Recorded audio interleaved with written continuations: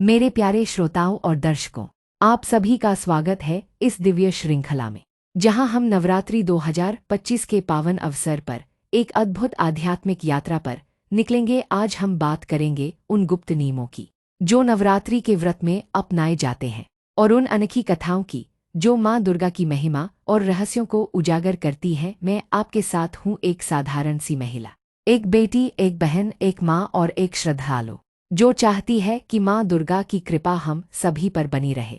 नवरात्रि का नाम आते ही मन में एक अलग ही ऊर्जा दौड़ने लगती है। ढोलनगारों की धुन, मंत्रों की गूंज, माँ दुर्गा के दरबार में सजते हुए भव्य पंडाल और घरों में जलते हुए अखंड ज्योति, ये सब कुछ मानो ये कहता है कि देवी माँ धरती पर उतर आई है। नवरात्रि 2025 और भी खास है क्योंकि यह समय केवल एक धार्मिक उत्सव नहीं है, बल्कि आत्मशुद्धि, आत्मबल और भक्ति का संगम है। बहुत लोग व्रत रखते हैं, लेकिन क्या आप जानते हैं कि व्रत का असली रहस्य क्या है?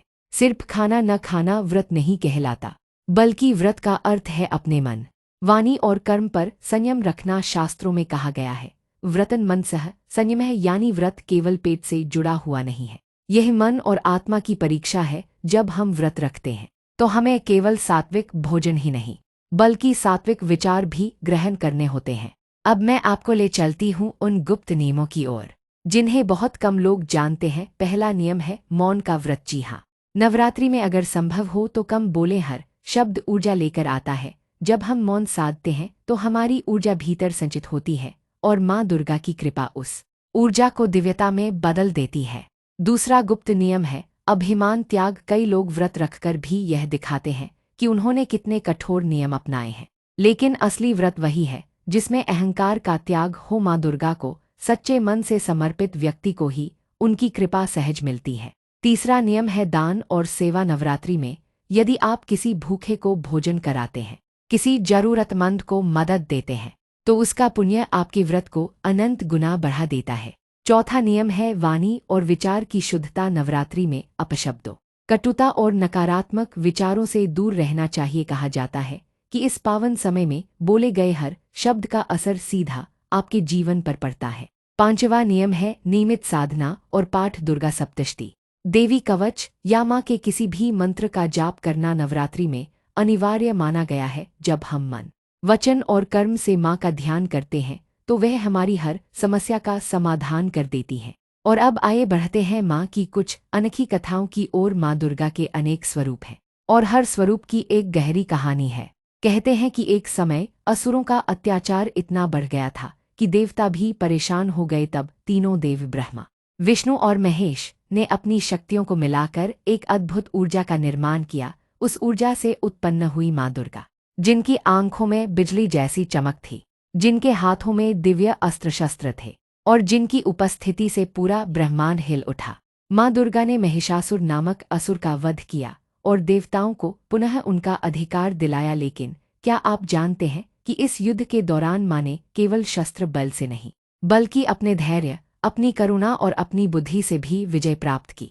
एक कथा में आता है कि जब महिषासुर बार बार रूप बदलकर युद्ध करता रहा, तो माँ ने अपने हर वार में उस रूप के अनुरूप रणनीति अपनाई। यह हमें सिखाता है कि जीवन की हर चुनौती के लिए हमें भी अलग अलग दृष्टिकोण अपनाना चाहिए।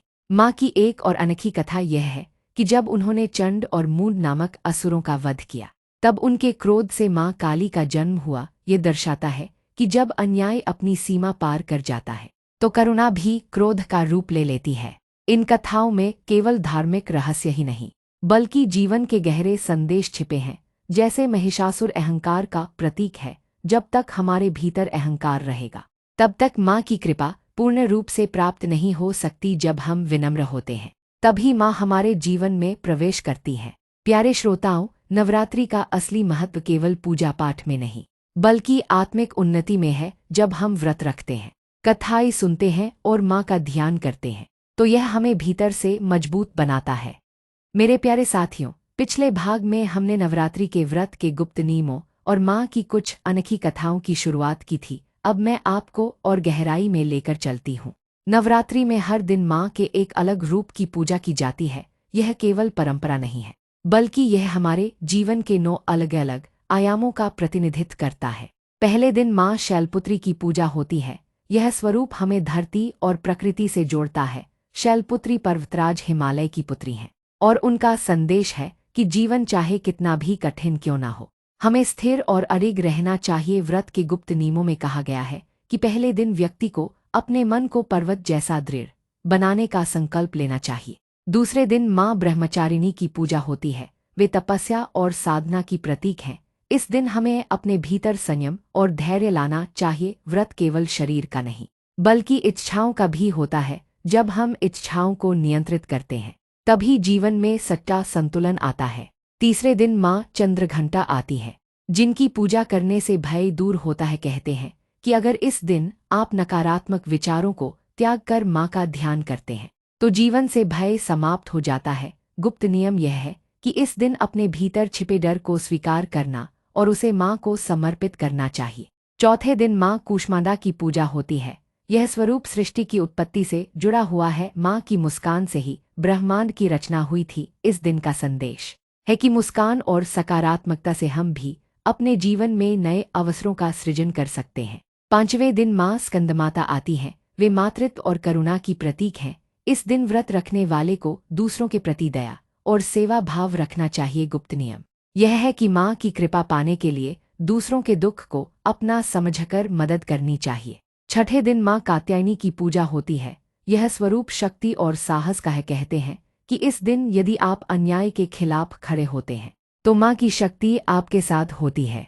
सातवें दिन माँ कालरात्रि आती हैं। यह स्वरूप भयानक है, लेकिन वे भक्तों के लिए हमेशा शुभ फल देती हैं। इस दिन हमें अपने भीतर की नकारात्मकता का नाश करना होता है। गुप्त नियम है अपने भय और बुरे विचारों का सामना करना और उन्हें समाप्त करना। आठवें दिन माँ महागौरी आती हैं, वे शांति और शुद्धता की देवी हैं। इस दिन मन और आत्मा की पवित्रता का ध्यान रखना चाहिए। नौवें दिन माँ सिद्धिदात्री आती हैं, वे सिद्धियों और कृपा की देवी हैं। कहा जाता है कि इस दिन यदि मन पूर्ण रूप से माँ को समर्पित हो जाए तो असंभव भी संभव हो जाता है। इन 9 दिनों की पूजा केवल बाहरी नहीं बल्कि आंतरिक साधना है। हर दिन हमें अपने भीतर के एक नए पहलू को जगाना होता है। अब आइए कुछ और अनोखी कथाएं सुनते हैं।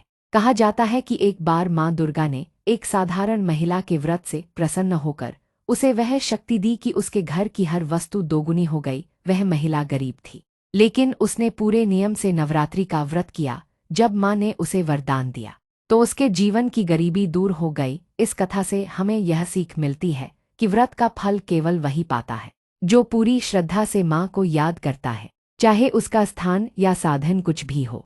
एक और कथा है, एक ब्राह्मण हर साल नवरात्रि में व्रत रखता था, लेकिन एक बार वह असावधानी से किसी जरूरतमंद को अपमानित कर बैठा। माँ उससे अप्रसन्न हो गईं और उसे सपना दिया कि व्रत केवल भोजन का नहीं बल्कि वाणी का भी होता है। उस दिन से उसने व्रत में बोलते समय भी पूरी सावधानी रखनी शुरू कर दी। इन कथाओं का संदेश है कि नवरात्रि हमें केवल पूजा पाठ नहीं सिखाती बल्कि जीवन जीने का तरीका सिखाती है। मेरे प्यारे साथियों, व्रत के गुप्त नियमों में यह भी कहा गया है कि नवरात्रि के समय किसी भी प्रकार की बुरी आदत जैसे झूठ बोलना, कटुता रखना या दूसरों की निंदा करना, इन सब से बचना चाहिए, क्योंकि इन 9 दिनों में हमारे विचार और कर्म दोनों कई गुना असर डालते हैं। अब सोचिए, जब हम माँ के इन गुप्त नियमों को अपनाते हैं तो नवरात्रि केवल एक उत्सव नहीं बल्कि आत्मा का उत्सव बन जाता है। मेरे प्यारे श्रोताओं, आपने अभी तक जाना कि नवरात्रि के 9 दिनों का आध्यात्मिक महत्व क्या है और माँ दुर्गा के स्वरूपों में कौन सी गहरी शिक्षा छिपी हुई है। अब मैं आपको उन रहस्यों की ओर ले चलती हूँ जो प्राचीन ग्रंथों और लोककथाओं में दबे हुए हैं और जिनके बारे में सामान्यतः लोग चर्चा नहीं करते। कहा जाता है कि नवरात्रि में व्रत रखने वाले को केवल बाहरी भोजन पर नियंत्रण ही नहीं रखना चाहिए बल्कि अपने मन के भोजन पर भी संयम रखना चाहिए। मन का भोजन क्या है? यह हमारे विचार हैं, हमारी इच्छाएं हैं और हमारी आदतें हैं। जब हम नकारात्मक विचारों को त्यागते हैं तब हमारा मन सात्विक भोजन ग्रहण करता है। यह गुप्त नियम हमें अंदर से पवित्र बनाता है। अब बात करते हैं एक अद्भुत कथा की। एक समय था जब धरती पर राक्षस राज बलि का आतंक छाया हुआ था। यद्यपि बलि एक दानवी वंश का राजा था, परंतु वह बहुत दानी था। देवता उससे परेशान थे और उन्होंने माँ दुर्गा से प्रार्थना की। माँ ने कहा, बलि दानशील है, लेकिन दान का अहंकार उसमें बढ़ गया है, इसलिए उसे शिक्षा देना आवश्यक है। माँ ने अपने सौम्य स्वरूप में प्रकट होकर बलि से व्रत और संयम का महत्व समझाया। उस कथा का संदेश यह था कि केवल दान करने से नहीं, बल्कि अहंकार छोड़ने से ही माँ की कृपा प्राप्त होती है। प्यारे साथियों, नवरात्रि के व्रत में एक और गुप्त नियम है, नजर और नीयत की पवित्रता। व्रत के दौरान हमें यह देखना होता है कि हमारी दृष्टि कैसी है, हमारी नीयत कैसी है। अगर हम किसी को अपमानित नज़र से देखते हैं तो वह भी व्रत की शक्ति को कमजोर कर देता है। माँ की अनुकंपा पाने के लिए जरूरी है कि हमारी नीयत हर समय निर्मल और सच्ची रहे। एक और लोककथा है जो कम लोग जानते हैं। एक गांव में एक वृद्धा थी जिसके पास न तो धन था और न ही साधन, लेकिन वह हर नवरात्रि में एक दीपक जलाकर माँ को अर्पित करती थी। लोग उसका मजाक उड़ाते थे कि एक दीपक से क्या होगा, लेकिन जब गांव में भयंकर संकट आया तो केवल वही दीपक पूरे गांव को अंधकार से बचा पाया। तब सबने जाना कि श्रद्धा की ज्योति सबसे बड़ी होती है। इस कथा का संदेश है कि व्रत और पूजा में दिखावा मायने नहीं रखता, सच्ची श्रद्धा ही माँ तक पहुँचती है। नवरात्रि 2025 के गुप्त नियमों में एक और महत्वपूर्ण नियम है कृतज्ञता। हम अक्सर माँ से मांगते रहते हैं, सुख दो, धन दो, शक्ति दो, लेकिन नवरात्रि का असली भाव यह है कि हम माँ को धन्यवाद कहें जो हमें पहले से मिला है। जब हम कृतज्ञ होते हैं तब माँ हमें और अधिक देती है। माँ की कथाएं हमें यह भी बताती हैं कि हर संकट का समाधान माँ के चरणों में है। जैसे महिषासुर का वध केवल माँ दुर्गा ही कर सकती थी, उसी तरह हमारे जीवन के भीतर के महिषासुर अर्थात अहंकार, आलस्य, लोभ और भय का वध भी माँ की साधना से ही संभव है। मेरे प्यारे श्रोताओं, नवरात्रि की रातों में जागरण का भी विशेष महत्व है। कहते हैं कि जब सारी दुनिया सोती है और हम माँ का नाम जपते हैं तो उस समय हमारी साधना कई गुना प्रभावशाली होती है। यही कारण है कि 9 रातों में भक्ति और शक्ति का संगम होता है। गुप्त नियम यह है कि जागरण केवल जागे रहने का नाम नहीं, बल्कि यह माँ के साथ आत्मिक जुड़ाव का समय है। अगर आप पूरी श्रद्धा से माँ के भजन गाते हैं, मंत्र जपते हैं, तो माँ आपके जीवन की हर अंधेरी रात को रोशनी में बदल देती है। अब मैं आपको एक और अनोखी कथा सुनाती हूँ। एक बार एक महिला ने माँ से प्रार्थना की, माँ, मैं बहुत गरीब हूँ, लेकिन मैं चाहती हूँ कि मेरा बेटा बड़ा होकर महान बने। माँ ने कहा, तू केवल नवरात्रि में संयम से व्रत कर और अपने बेटे को सदाचार की शिक्षा दे। उसने ऐसा ही किया और उसका बेटा धीरे धीरे एक महान विद्वान बन गया। इस कथा से यह शिक्षा मिलती है कि नवरात्रि का व्रत केवल भौतिक सुखों के लिए नहीं, बल्कि आत्मिक उन्नति और आने वाली पीढ़ियों की भलाई के लिए भी किया जाता है। मेरे साथियों, नवरात्रि के व्रत का एक और गुप्त नियम है सकारात्मक संकल्प। हर दिन हमें एक संकल्प लेना चाहिए, जैसे पहले दिन दृढ़ता का, दूसरे दिन संयम का, तीसरे दिन निर्भयता का, चौथे दिन सृजन का, और इसी तरह 9 दिनों तक। जब 9 संकल्प पूरे होते हैं तो जीवन में चमत्कार होने लगता है। इस भाग का अंत में एक सुंदर मंत्र से करती हूँ जो माँ की कथाओं में आता है। या देवी सर्वभूतेषु मातृरूपेण संस्थिता, नमस्तस्यै नमस्तस्यै नमस्तस्यै नमो नमः। यह मंत्र हमें याद दिलाता है कि माँ हर जगह है, हर जीवन में, हर परिस्थिति में। हमें बस अपनी श्रद्धा को जगाना है